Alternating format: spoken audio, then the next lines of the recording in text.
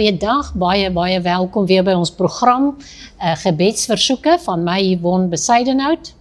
Ansie Smit, goeiemiddag. Vandag gesels ons bietjie oor wat verhinder gebede. Wat verhinder jou gebed? Wat verhinder dit dat God jou gebed sal verhoor? Ja, as ons kyk, Johannes 3:21, geliefdes, as ons gewete ons nie veroordeel nie, het ons vrymoedigheid om na God te gaan. Vers 22, hy gee ons wat ons ook al van hom bid, omdat ons sy bevele gehoorsaam en doen wat hy graag wil hê. Ons eerste punt is dan 'n hart sonder enige veroordeling. Ja, en natuurlik dan onbeleide sonde. Onbeleide sonde is 'n groot struikelblok, 'n groot 'n hindernis tussen jou en God. So kom, laat ons seker maak dat ons sonde bely. Die woord sê vir ons in Jesaja 59 vers 2, maar julle ongeregtighede het 'n skeidsmuur geword tussen julle en julle God, en julle sondes het sy aangesig vir julle verberg, sodat hy nie hoor nie. As ons gewete ons aankla, moet ons vergifnis vra daarvoor, want dit is hoe die Gees werk. Hy kla jou aan wanneer jy iets verkeerd doen. So dan weet ons sommer dadelik, ons het nou verkeerd gedoen. Hoe meer jy in 'n verhouding met die Here werk, hoe meer sal jy bewus raak van sonde. Dinge wat jy verkeerd gesê het. Partykeer sommer uit die bloute uit kan ons iets sê wat verkeerd is. Maar die oomblik wanneer die Gees jou aankla en sê, dit is verkeerd wat jy nou gesê het, bely dit dadelik. Ja, as ons kyk na Psalm 66, 18 tot 20, 18, as ek ongeregtigheid bedoel het in my hart, sou die Here nie gehoor het nie. Vers 19, waarlik, God het gehoor, hy het geluister na die stem van my gebed. 20, geloof sy God wat my gebed nie afgewys en sy goedertierenheid van my nie onttrek het nie. Soos Yvonne gesê het, as jy iets in jou lewe het wat jy verkeerd gedoen het, baie keer het ons verkeerd gesê, gedink, kom ons vra dadelik vergifnis. En vergifnis is nie net om te sê ek is jammer nie, om te keer, om weg te draai van wat jy gedoen of gesê het. So ons moet dan omkeer, ons moet die sonde los, ons moet wegdraai. As ons dan kyk ook na Jakobus 15 vers 16, bely julle misdade en bid vir mekaar, sodat julle gesond kan word. Ons sien baie keer dat hierdie onbelyde sonde kan oorgaan in 'n siekte. As ons kyk na 1 Johannes 1 vers 9, as ons sonde bely, hy is getrou en regverdig om ons sonde te vergewe en ons ongeregtighede ook te vergewe. So dis baie belangrik dan as ons in gebed kom, dat ons vergifnis sal vra vir ons onbelyde sonde, en sê, Here, ek is jammer, almal van ons sondig, maar om dan dadelik te vra, vergewe my en help my, en dan weer oor te gaan in gebed. Ja, wanneer ons dink aan die huwelik, baie keer gebeur daar dinge ook, wat dit kan veroorsaak. 1 Petrus 3 vers 1 tot 7 praat daarvan, gaan lees dit 'n bietjie, ons sal dit ook verder en later in die program hanteer. 'n Gelowige moet in Christus bly in liefde en gehoorsaamheid aan God. Kenneth Copeland sê, if we walk not in love, we walk in sin. Ons kyk dan nou ook verder na onvergewensgesindheid. Onvergewensgesindheid kan regtig 'n struikelblok veroorsaak. Matteus 5 vers 23 tot 24 leer ons daarvan, gelees gerus dit. As jy dus jou gawe na die altaar toe bring en dit jou daar byval dat jou broer iets teen jou het, laat staan jou gawe by die altaar en gemaak eers vrede met jou broer en kom dan en bring jou gawe. As ons ander nie vergewe nie, sal ons hemelse Vader ons nie vergewe nie. Ons lees dit in Matteus 6 vers 12, want ons vra ons in onse Vader, soos wat ons in die ander programme reeds met julle behandel het, vergewe my skulde soos ek my skuldenaars vergewe. So as jy ander nie vergewe nie, gaan die Vader jou sondes nie vergewe nie. Ja, as ons dan ook kyk na Markus 11:25, maar wanneer jy besig is om te bid, vergewe eers enige een teenoor wie jy in grief het, dan sal julle hemelse Vader ook julle oortredinge vergewe. Maar as julle nie vergewe nie, vergewe julle Vader ook nie julle sondes nie. Ons sien dat onvergewensgesindheid kan in verskillende vorms voorkom, Yvonne, soos bitterheid, haat, wrokke koester, vloeke uitspreek, siekte, slegte wense, negatiewe afbreekende kritiek, griewe. God verwag van ons om ander te vergewe, sodat hy ons ook kan vergewe. Ons lewe elke dag onder God se genade, en daarom moet ons ook genade betoon aan die mense rondom ons. 'n bittere, onvergewensgesinde gees belemmer ons gemeenskap of ons verhouding met God. Dit verstop ons sodat ons ook nie kan sy stem hoor nie, en dit het 'n negatiewe uitwerking op ons gebede. So kom ons leer om te vergewe elke dag en genade te betoon aan ander soos God ons vergewe en genade in ons betoon. Yvonne? Ja, en dan kyk ons natuurlik ook na verkeerde motiewe. Bid ons met die verkeerde motiewe. Ons moet God se wil vra, nie ons eie wil nie.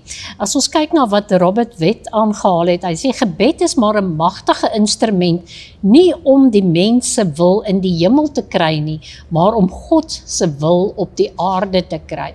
Ons kan weet dat God se wil is. Ons moet weet wat God se wil is vir ons. Ons moet sy woord leer en na die Heilige Gees luister. Jesus het self volgens die Vader se wil gebid. Matteus 26 vers 42 sê weer het hy van hulle af weggegaan en gebid. My Vader, as hierdie beker nie van my kan weggaan sonder dat ek dit moet drink nie, laat u wil geskied. Baie keer gebeur daar dinge in ons lewe. Ek dink aan myself op 'n stadium in 2018, wanneer toe ek gediagnoseer was met 'n ongeneeslike siekte, het ek ook gesê, Here, laat hierdie beker by my verbygaan. Ek het nie op daardie minuut dalk gesê, u wil en nie my wil nie, maar nogtans het die Here my gehoor, en ek het na geloof na hom toe gegaan en gebid, en die Here het my geantwoord en my genees. Ja, as ons dan kyk saam met verkeerde motiewe, gaan dan ook volharding. Lukas 18 vers 1 tot 8, julle kan dit gerus gaan lees. Gebed vereis volharding en deursettingsvermoë. Ons gebede word nie altyd beantwoord nie. Baie keer gaan daar lang tydperke, daar's baie voorbeelde ook in die Bybel van lang tydperke wat omgaan voordat die gebede verhoor word. Ons gebede word ook nie altyd verhoor op 'n manier wat ons dit verwag nie. Baie keer sê die Here wag, baie keer sê hy nee. So ons moet leer om te berus by God se tyd ook. Ons word ongelukkig in 'n wêreld groot waar alles skits moet wees, en as jy nou gebid het, dan moet die Here klaar geantwoord het. As jy nou gebid het vir finansies, as jy opstaan met die finansies daar wees, maar ons moet leer om in geloof te bid, en geloof en volharding gaan ook saam. As ons dan verwag dat ons gebed onmiddellik verhoor word, dan sal ons nooit leer om geloof te beoefen nie. Ons geloof sal ook nie groei nie. En ons sal ook nie die vrugte van die Gees kan hê nie, want die geduld is ook een van hulle. So ons moet nie moedeloos word as ons gebed nie onmiddellik verhoor word nie. Ons moet stil word en wag op God se stem. En as hy dan antwoord, moet ons berus. Baie keer hoor ons die gebedsantwoord nie soos ons dit verwag nie, en dan moet ons nie begin met hoekom en waarom en wat nou en hoekom is dit ek nie, maar ons moet berus. Ons het gebid en dan moet ons berus by God se antwoord. So as ons kyk na Galasiërs 5 vers 22, die vrug van die Gees, geduld is een van hulle. As ons kyk na Matteus 7 vers 7 tot 11, hou aan om te vra en God sal vir julle gee. Hou aan om te soek en julle sal kry. Hou aan met klop en God sal die deur vir julle oopmaak. Jakobus 4 vers 3, julle bid en ontvang nie, omdat julle verkeerd bid, omdat dit die welliste deur te bring. Dit gaan hier oor jou, jy wil maar eintlik net jou persoonlike behoeftes bevredig hê, en dis jou prioriteit, en dan is jou prioriteit verkeerd, want dis eers God se wil, en dan kom ons onder God se wil. Ja, die welliste is jou motiewe. Wat is jou motiewe? Is dit God se wil of is dit net jou eie welliste? In Engels lees ons in James 4 vers 3, the Amplified, you ask God for something and do not receive it because you ask with the wrong motives, out of selfishness or with an unrighteous agenda, so that when you get what you want, you may spend it on your hedonistic desires. Met ander woorde, aan jou eie begeertes, dit wat jy kry. Hoeveel keer gee die Here partykeer nie vir ons iets nie, en dan is ons nie goeie of rentmeesters oor dit wat die Here vir ons gegee het nie. Ons vermors dit, ons gee dit net uit op allerhande goeders. Ek dink nou maar net aan mense wat partykeer 'n erfporsie ontvang, en hulle het nie daarvoor gewerk nie. Partykeer, as jy nie werk vir iets nie, en regtig vir die Here vertrou het vir iets nie, en jy kry dit te maklik, dan mors jy dit ook maklik op. So kom ons wees versigtig vir wat ons vra en hoe ons dit hanteer, en laat ons dit gebruik met die regte motiewe. Wat doen jy met dit wat jy voor gebid het? Wat doen jy met dit wat jy ontvang? Ja, die grootste hinderblok in my persoonlike lewe is die twyfel. Ons bid en dan staan jy op en dan dink jy, o Here nee, ek weet nie of U dit gaan antwoord nie, of ons sê ook, my gebed gaan nie verhoor word nie, of jy praat negatief teenoor jou gebed. As ons kyk Jakobus 1 vers 5 tot 8, maar 'n mens moet gelowig bid en nie twyfel nie, want iemand wat twyfel is soos 'n brander in die see wat deur die wind aangejaag en heen en weer gedryf word. Vers 7, so 'n mens wat altyd aan die twyfel is en onbestendig is in al sy doen en late, moet nie dink dat hy iets van God sal ontvang nie. So dubbelhartige man, onbestendig in al sy weë. Ja, ons moet regtig glo. Wanneer ons iets vir die Here vra, moet ons glo, ons moet verwag, ons moet in geloof gaan. Daarom sien ons al die voorbeelde wat Jesus vir die disippels gegee het, deur sy woorde. Die New King James Version in 1 James 5 sê, but let him ask in faith with no doubting, for he who doubts is like a wave of the sea, driven and tossed by the wind. Heen en weer dan glo jy nie, dan glo jy baie, dan glo jy minder. Kom ons wees standvastig in ons geloof. Die Here het 'n bepaalde tyd. The Amplified sê, but he must ask for wisdom in faith without doubting God's willingness to help. Ons moet nie twyfel in God se bereidwilligheid om te help nie. For the one who doubts is like a billowing surge of the sea that is blown and tossed by the wind. For such a person ought not to think or expect that he will receive anything at all from the Lord, being a double-minded man, unstable and restless in all his ways, in everything he thinks, feel or decide. So laat ons nie onstabiel wees nie. Onstabiel is tog iemand wat vandag is hy so, môre is hy so. Kom laat ons standvastig wees, want ons dien 'n God wat standvastig is, nie onstabiel is nie. Hy is dieselfde gister, dieselfde vandag en môre sal hy ook dieselfde wees. Kom ons wees standvastig in ons geloof en nie ongeloof nie. Ongeloof verhinder gebed. Ja, as ons ook kyk na Markus 11 vers 22 tot 24, Jesus antwoord en sê vir hulle, julle moet geloof in God hê. Vers 23, want voorwaar ek sê vir julle, dat elkeen wat vir hierdie berg sê, hef jou op en werp jou in die see, en nie in sy hart twyfel nie, maar glo, dat wat hy sê, dit sal gebeur. Hy sal verkry net wat hy sê. Vers 24, daarom sê ek vir julle, alles wat julle in die gebed vra, glo dat julle dit sal ontvang en julle sal dit verkry. Ek dink dit is ook in die wagtydperke, Yvonne, wat ons sukkel met die ongeloof en die twyfel. Want as dinge nie vinnig genoeg gaan, goed genoeg gaan, na jou manier gaan nie, dan begin ons baie keer twyfel, ons begin in ongeloof. En dis, Jesus het baie met sy disippels gepraat, of hulle gesê, julle moenie in ongeloof wandel nie, of waar is julle geloof, of hoekom twyfel julle? So dis belangrik, dat ons weet ons moet glo. As dit in God se woord staan, as jy 'n belofte gekry het, of jy staan op 'n belofte, dan moet jy nie nou glo en net te twyfel jy en net te praat jy weer ongeloof nie. So dis belangrik om te bid en te glo en dan, dit sê ook vir ons wat jy sê, so dis belangrik dan om te let op ons woorde.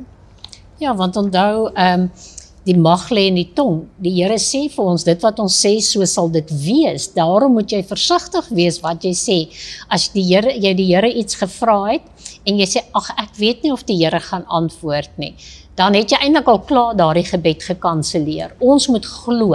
Ek sê altyd, as iemand my iets vra, byvoorbeeld, en ek het nie op daai stadium om vir hulle te kan gee nie, dan sê ek wag nog op Jesus om te voorsien. Ek sê nie ek het nie, of wat ook al nie. So jy moet regtig in geloof wees, veral wanneer dit by finansies kom. Die Here voorsien vir ons volgens ons behoeftes. Ons bid, gee ons vandag ons daaglikse brood. So hy gee vir ons wat ons nodig het.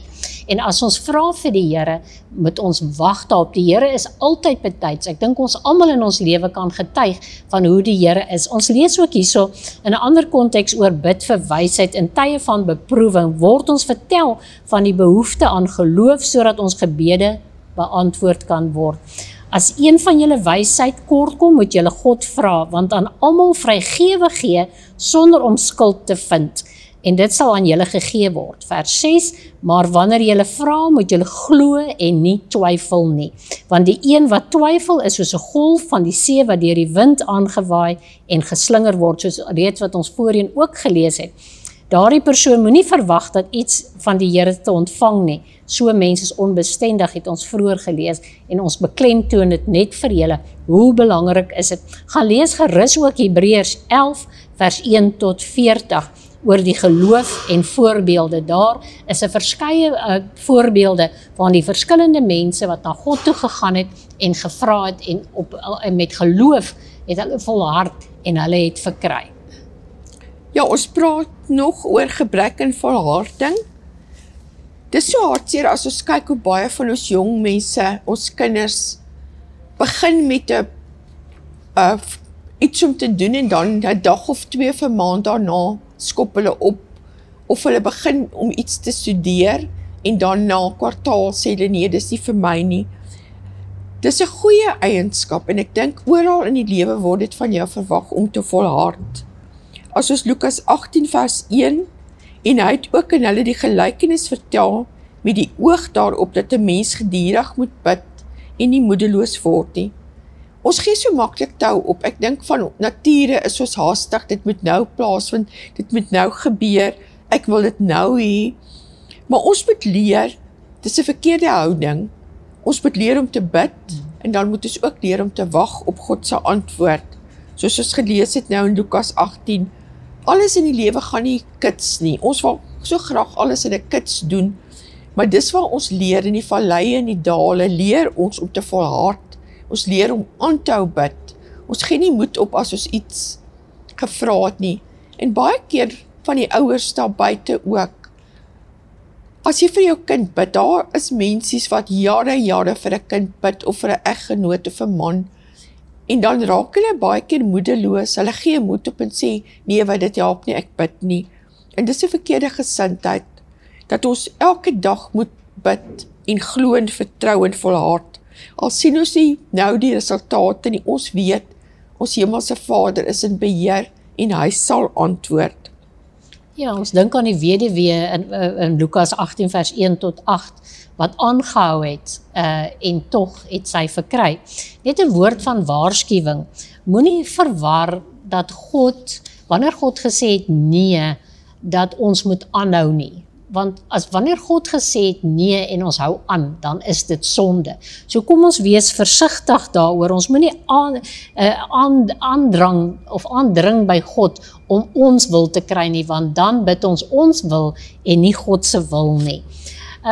Volharding is om aan te hou bid, selfs al neem dit lank om 'n antwoord te kry, soos Ansie gesê het. God bou ons karakter terwyl ons op hom wag. So vinnig opgee is nog 'n hindernis. So moenie vinnig opgee dat dit ook nog 'n hindernis is nie. Onthou 1 Tessalonisense 5 vers 17 sê, bid sonder ophou. Ons tyd het uitgehardloop. Daar is nog 'n hele paar punte wat ons graag met julle sal wil bespreek oor gebedshindernis, maar ons sal 'n volgende keer daarmee aangaan.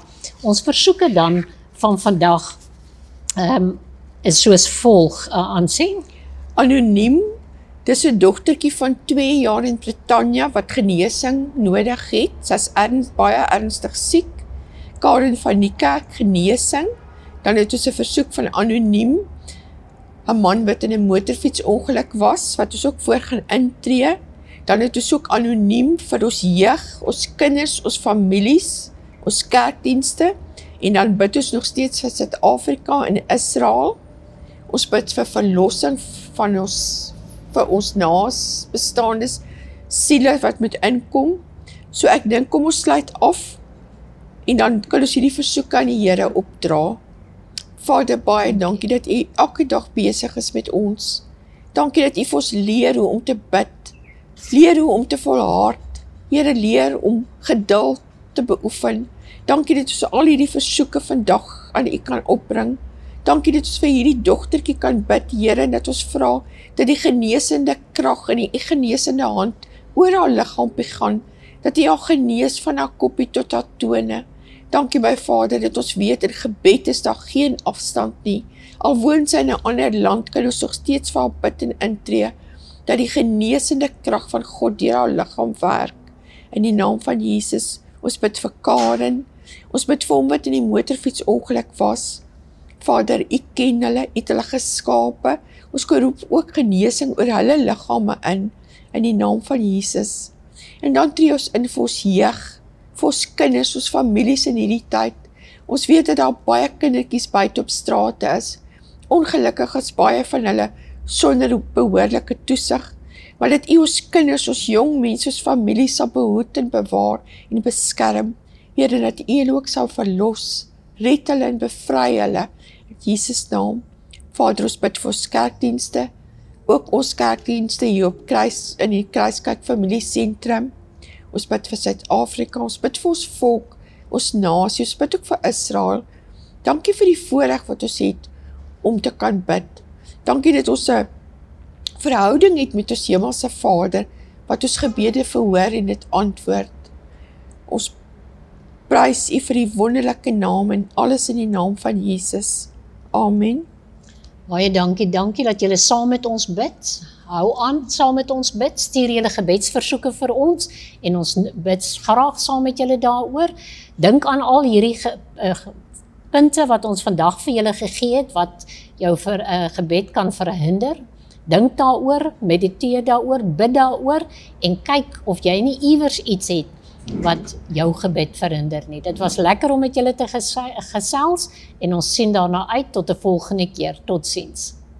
Totsiens.